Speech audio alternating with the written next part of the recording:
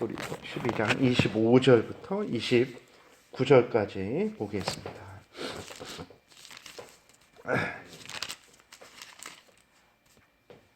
교도하겠습니다. 너희는 삼가 말씀하신 이를 거역하지 말라. 땅에서 경고하신 이를 거역한 그들이 피하지 못하였거든. 하물며 하늘로부터 경고하신 이를 배반하는 우리일까 보냐. 그때는 그 소리가 땅을 진동하였거니 이제는 약속하여 이르시되 내가 또 한 번 땅만 아니라 하늘도 진동하리라 하셨느니라. 이 또 한 번이라 하심은 진동하지 아니하는 것을 영존하게 하기 위하여 진동할 것들 곧 만드신 것들이 변동될 것을 나타내심이라. 그러므로 우리가 흔들리지 않는 나라를 받았은즉 은혜를 받자. 그로 말미암아 경건함과 두려움으로 하나님을 기쁘시게 섬길지니 우리 하나님은 소멸하는 불이심이라. 아멘. 기도드리겠습니다. 살아계신 하나님, 이 시간 하나님의 말씀을 전하고 듣습니다. 성령께서 역사하셔서 우리를 향한 하나님의 뜻을 잘 깨달아 알게 도우소서. 알려주시는 대로 믿고 따르는 복된 신앙생활에서 하나님의 영광을 드러내고 또 하나님의 약속하신 은혜 가운데 거하는 우리 모두가 되게 도우소서. 오늘도 모든 성도님들을 지키시고 보호하시고 안전케 하시고 평안케 하시고 하나님 위하여 살아가도록 하나님 함께 동행하여 주시옵소서. 예수 그리스도의 이름으로 기도드렸습니다. 아멘. 오늘 말씀도 이제 어제 말씀드린 것에 이어서 최종적으로 이제 정리를 하면서 지금 시대, 그러니까 신약 시대, 그리고 또 지금 우리가 있는 이 2020년도 지금 이 순간이 하나님의 크신 은혜 가운데 새롭게 이제 구약 시대와는 다르게 하나님이 말씀하시는 또 은혜를 내려주시는 시대이기 때문에 더욱 하나님 앞에서 속히 회개하고 돌이켜야 되고 하나님을 더욱 믿고 의지하는 신앙생활을 해야 된다라는 그러한 내용이 이제 말씀이 되고 있는 것입니다. 그래서 25절에도 보게 되면 너희는 삼가 말씀하신 이를 거역하지 말라. 그러니까 살아계신 하나님께서 말씀하셨죠. 죄를 회개하고 돌이켜라. 우상을 섬기지 말고 살아계신 참되신 하나님을 경외하는, 그리고 또 그 명령을 따라 살아가는 인간의 본분을 행하라. 하나님이 말씀을 하시는 거예요. 근데 이렇게 말씀하신 하나님을 거역하지 말라라는 거죠. 왜 그러냐? 하나님의 말씀을 가벼이 듣고 그거는 다른 사람이 할 일이고 나는 나의 탐욕을 위해서 인생을 살아가겠다 하지 말라라는 것인데, 왜 그러냐 그랬을 때에 25절 땅에서 경고하신 이를 거역한 그들이 피하지 못하였거든. 하물며 하늘로부터 경고하신 이를 배반하는 우리일까 보냐. 이것은 이제 구약과 신약을 좀 비교하는 것입니다. 물론 핵심은 똑같습니다. 하나님, 구약의 하나님이나 신약의 하나님 동일하신 하나님이죠. 어떤 사람들은 구약의 하나님이랑 신약의 하나님이랑 다르다라고 말하는 이단들이 있었어요. 왜 그러냐?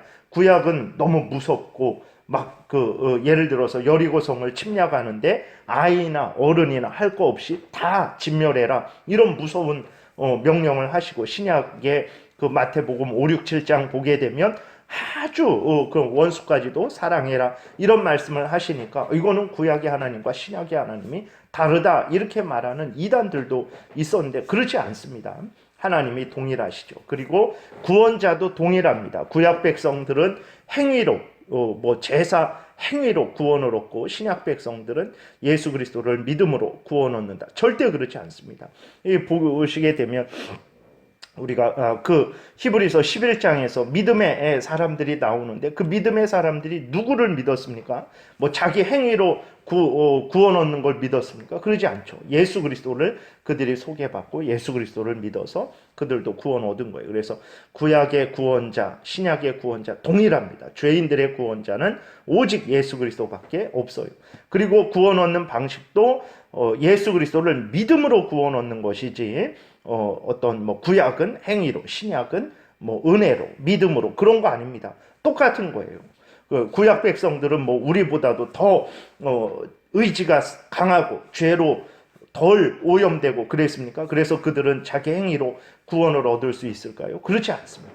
인간들은 다 죄로 오염되고 부패되어서 스스로 구원을 얻을 수 없어요. 오직 예수 그리스도를 믿음으로 죄 용서함을 받고 예수 그리스도의 의를 덧입어야만 하나님께 의인이다라는 칭함을 받게 되고 하나님의 자녀가 된다라는 것을 기억해야 됩니다. 그러니까 이런 차원에서는 동일해요. 핵심은 동일한데 그 방식에 있어서는 좀 다르죠. 그러니까 히브리서 1장 1절에 2절 거기 말씀하고 있듯이 하나님께서 옛적에는 선지자들을 통해서 여러 부분 여러 모양 선지자들을 통해서 말씀하셨는데 이 모든 날 마지막 때에는 그 아들 예수 그리스도를 통해서 말씀하시는, 그러니까 예를 들었듯이 이제 왕이 신하들을 통해서 신하들을 보내서 왕의 명령을 전하다가 이제 왕이 직접 그 앞에 나타나는 것과 같은 그런 차이는 있는 거예요. 구약과 신약에 그런 차이는 있는 것입니다. 동일한 왕의 명령이고 동일하게 순종해야 되지만 신하를 보냈을 때의 의미와 왕이 직접 왔을 때의 의미가 다른 것처럼 이제 구약과 신약이 그런 차이는 있다라는 것입니다. 근데 그 신약이 예수 그리스도께서 이 땅에 오신 이후로는 바로 그런 것이기 때문에 다시 말해서 정말 그전에는 땅에서 말씀을 하셨는데 지금은 하늘로부터 경고하시는 그러한 시대이기 때문에 더욱 예수 그리스도께서 직접 오셔서 말씀하신 그러한 시대이기 때문에 더욱 하나님의 말씀에 순종해야 된다라는 것입니다. 26절도 그때는 구약을 말하는 거예요. 그 소리가 땅을 진동하였거니와 이제는 신약시대 예수님이 오신 이유를 말하는 거예요. 약속하여 이르신 내가 또 한 번 땅만 아니라 하늘도 진동하리라. 구약 때에는 땅을 진동하는 차원이었다면 신약 때에는 하늘도 진동하는 그러한 차원이죠. 27절 이 또 한 번이라 하심은 진동하지 아니하는 것을 영존하게 하기 위하여 진동할 것들 곧 만드신 것들이 변동될 것을 나타내심이라. 이것은 이제 정말 마지막 때를 의미한다라기보다는 그런 의미가 아니고 이건 뭐냐? 구약과 신약이 이렇게 차이를 말하는 거예요. 그 정도의 차이라는 거예요. 그래서 정말 하나님이 만드신 것들을 변동시키는 진동시키는 정도의 차이. 다시 말해서 구약 때에는 어떻게 하나님이 복음을 전하셨습니까? 짐승 잡는 것을 통해서 절기 드리는 것을 통해서 예수 그리스도를 소개하신 거죠. 유월절 어린 양을 통해서 이제 예수 그리스도가 우리의 참된 양식이다. 예수 그리스도의 피로 말미암아 예수 그리스도의 대속의 죽음으로 말미암아 우리가 구원을 얻는다. 그래서 이스라엘 백성들에게 예수 그리스도를 소개하셨죠. 그리고 이 땅에 성막, 하늘의 모형인 성막을 세워놓고 거기서 이제 아론의 그 자손들의 제사장을 통해서 이제 하나님의 뜻을 증거하셨다면 지금은 어떻습니까? 우리가 아직까지 히브리서에서 쭉 아직까지 살펴본 바와 같이 그러한 구약 때의 방식들, 제사 드리는 것, 사람의 제사장, 이 땅의 하늘 모형을 본뜬 이 땅의 성막 이런 것을 하나님께서 이제 제거하셨죠. 그리고 구약 때에는 이제 이스라엘을 안에서만 이스라엘을 통해서만 하나님께서 그 역사를 이루신 거예요. 이스라엘 안에서만 그러한 일을 이루셨죠. 그러나 신약 때에는 어떻게 됐습니까? 그러한 그 이스라엘을 통해서가 아니라 이제는 이스라엘을 넘어서서 예루살렘과 유대와 사마리아와 땅끝까지 이르는 복음을 전하는 그런 방식으로, 그리고 앞에서 말씀드린 대로 예수 그리스도께서 직접 오셔서 말씀하시는 거죠. 그래서 하늘 모형의 성소 안에서 그렇게 양 잡고 그러는 것이 아니라 멜기세덱의 반차를 따르는 하나님이 특별히 세우신 제사장으로서의 그러한 예수 그리스도께서 오셔서 양을 제물로 드리는 게 아니라 예수님을 이제 하나님께 제물로 드리는 완전한 제사, 늘 반복되는 제사가 아니라 단번에 드리는 그러한 제사를 통해서 하나님과 우리를 화목하게 하시고 우리의 죄를 대신 받으신 거죠. 그러한 완전한 차이가 있는 거예요. 그래서 지금 뭐 우리가 하나님 말씀을 전할 때, 예수 그리스도를 증거할 때 양을 잡고 소를 잡으면서 보세요, 이 피가 예수 그리스도를 의미합니다, 뭐 그런 식으로 이렇게 말씀을 전하지 않죠. 이렇게 하나님 말씀을 전하고 예수 그리스도를 그렇게 소개를 하지 않죠. 이렇게 하나님 말씀을 전하고 세례와 성만찬을 통해서 예수 그리스도를 증거한단 말이에요. 그러니까 완전히 먼저 하나님이 그렇게 세우셨던 것들이 완전히 진동됐죠. 완전히 변동된 거예요. 이렇게 신약의 방식으로. 그것을 의미하는 것입니다. 그러니까 구약과 신약의 핵심은 똑같아요. 그러나 그 방식은 땅이 진동되고 하늘이 진동되는 것과 같이 차이가 있는 방식이라는 것을 기억해야 됩니다. 핵심은 똑같습니다. 하나님이 동일하시고 구원자가 예수 그리스도가 동일하시고 구원 얻는 방법이 동일해요. 그러나 이제 그 방식은 구약 때의 하나님의 뜻을 전하는 방식과 신약 때의 하나님의 뜻을 전하는 방식에 있어서는 완전히 다르죠. 이스라엘을 통해서 하시던 일을 이제는 교회를 통해서 하나님이 이 일을 하신단 말이에요. 그러니까 그런 차원의 진동, 그런 차원의 변동을 말하는 거예요. 그러니까 지금이 어떤 시대냐? 바로 이런 시대다.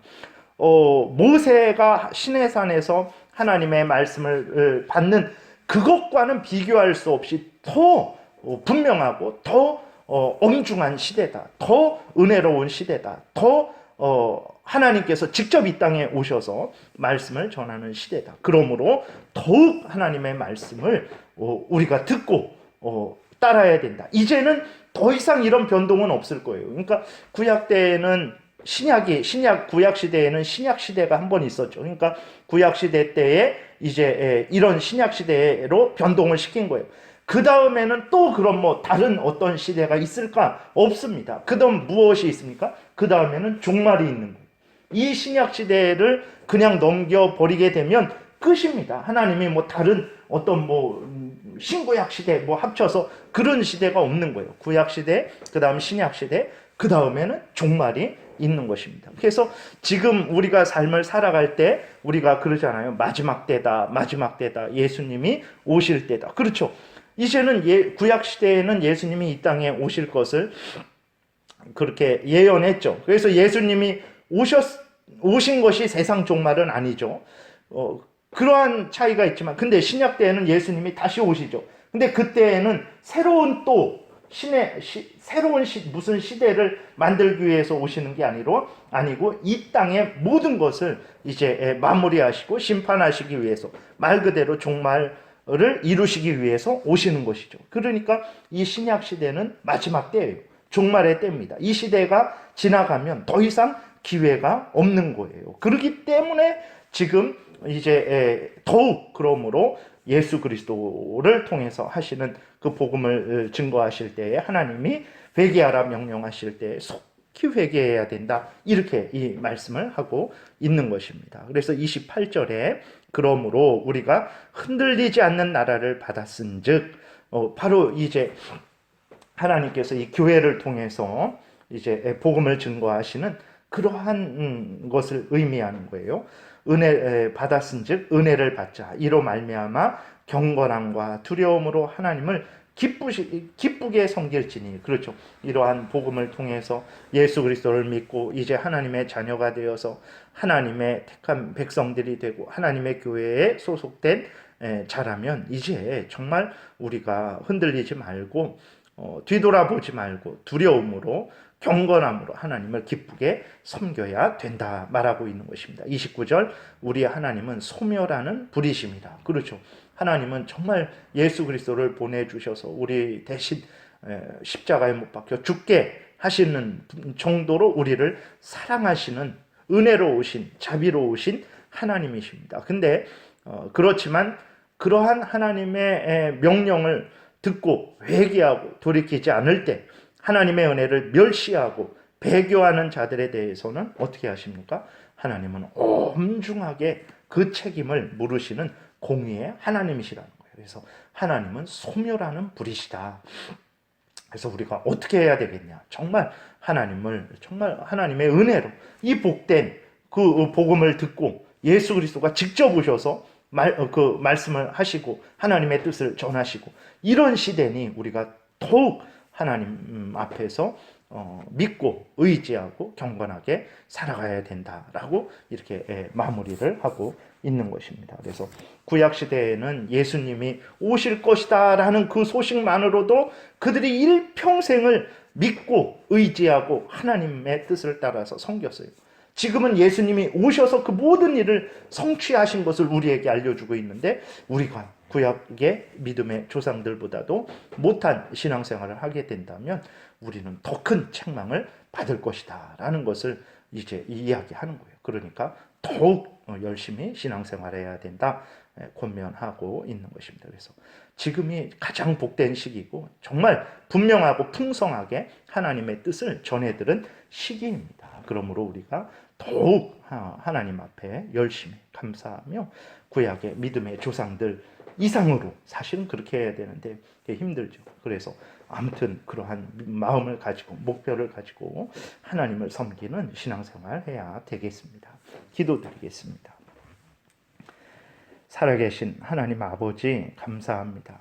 우리들이야말로 가장 은혜 받지 못한 그러한 사람들이라고 생각했는데 성경을 보게 되니까 우리들이야말로 가장 큰 은혜를 받고 있는 그러한 상태라는 것을 깨달아 알게 됩니다. 그런데도 우리들은 정말 더욱 열심히 감사함으로 기쁨으로 하나님을 섬기지 못하고 정말 성경에 나와 있는 그 믿음의 조상들보다도 더 못한 그러한 연약한 모습을 하고 있는데 하나님 불쌍히 여겨주시고 깨달아 알게 하시고 깨어있게 하셔서 정말 우리가 얼마나 복되고 은혜로운 가운데 있는지 깨달아 알고 감사함으로 기쁨으로 더욱 열심으로 주를 섬기는 복된 신앙생활하게 도우소서. 예수님 이름으로 기도드렸습니다. 아멘.